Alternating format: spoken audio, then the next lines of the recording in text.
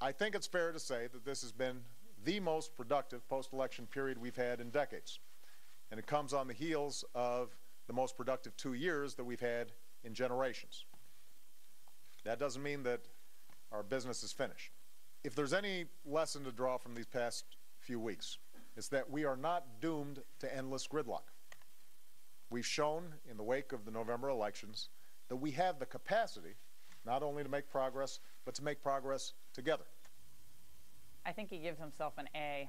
Joining us now from Los Angeles is Mark Sawyer. He's a political science professor at UCLA, and in Boston is Bob Kuttner, who's a senior fellow at Demos, which is a progressive think tank. Okay, gentlemen, you saw the press conference. I'm going to start with you, Professor.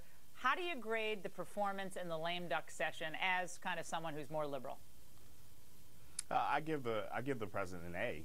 He did the business here. He got tax cuts for the middle class. He exposed Republicans for, they don't really care about deficits. They just want to give tax cuts to the wealthy. He got Don't Ask, Don't Tell done, and he's moved on with both the START treaty and the 9/11 responders. I mean, the one big thing is we've got to get together for a heavy lift on immigration, but who knew that the maverick John McCain, who used to support comprehensive immigration reform and things like the DREAM Act, he used to support it, would sort of not be the maverick anymore and just wallow in the far right.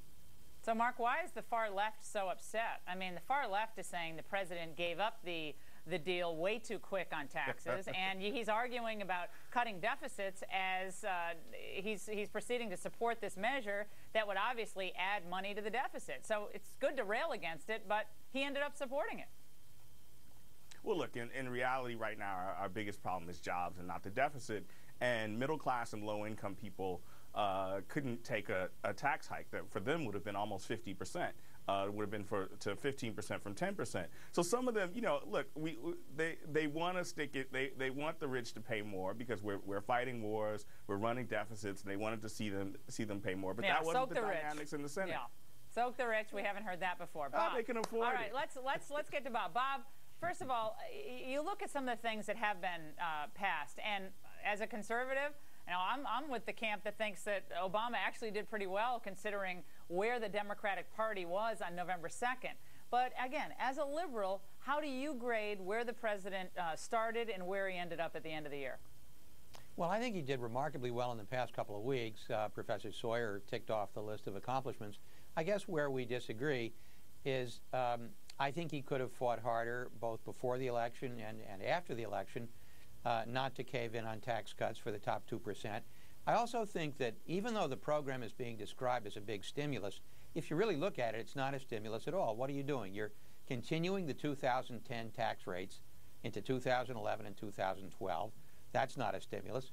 You're actually increasing taxes on estates because due to a fluke in the law, there was no estate tax in 2010. You're actually having a slight estate tax on very, very rich people in 11 and 12, and you're swapping what was called the Making Work Pay tax credit for a temporary cut in Social Security payroll taxes. That's a wash. So where's the stimulus if it's just the same tax system that we had in 2010? I was thinking about what he did in the last couple of weeks, and it made sense in this regard that the issues that he compromised with on Republicans, you can both tackle this, they were actually polling pretty well with the American public, right? Even Don't Ask, Don't Tell in some polls showed that the American public was, oh, okay, let's move on this issue, right? So he moved on those things. But on the issues that he didn't really connect with the American people, and I think that's one of them is the DREAM Act. When we have 9.8% unemployment, the idea that, oh gosh, we owe a debt to these kids in the United States. Well, I say you ask Middle America to whom we owe a debt. They think we owe a debt to Middle America and people who are out of work who are legally here. So, but on those issues that polled well, he was smart because he actually pushed for those things. But he left the other things, the hot button things behind. I don't think he pushed for them because they polled well. I thought he was quite eloquent in the press conference. It's about what kind of a people we are. Do we hold a 5-year-old responsible because his parents he wasn't successful on that.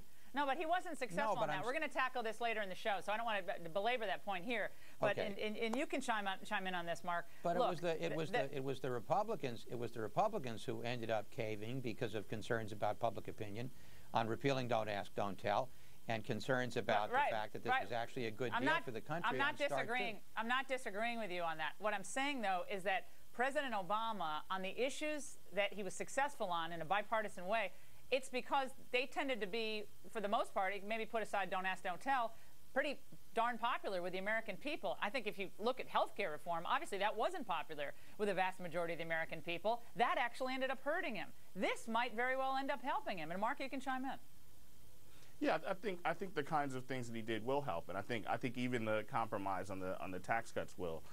And in fact, the swap for the payroll means that people will get that money not at the end of the year, but it's going to start showing up directly in their paycheck, especially the poor, and they'll start spending it. So he's made some good things that are really going to help people in their pocketbooks and move ahead. And look, the Republicans have been demagoguing on the immigration issue, and it's hard. Oh yeah, no, they don't. We got to grow the economy with these kids. Mark, there's enough demagoguery in this town where I live to go around. Okay, on both sides, and I think we saw some at the press conference today.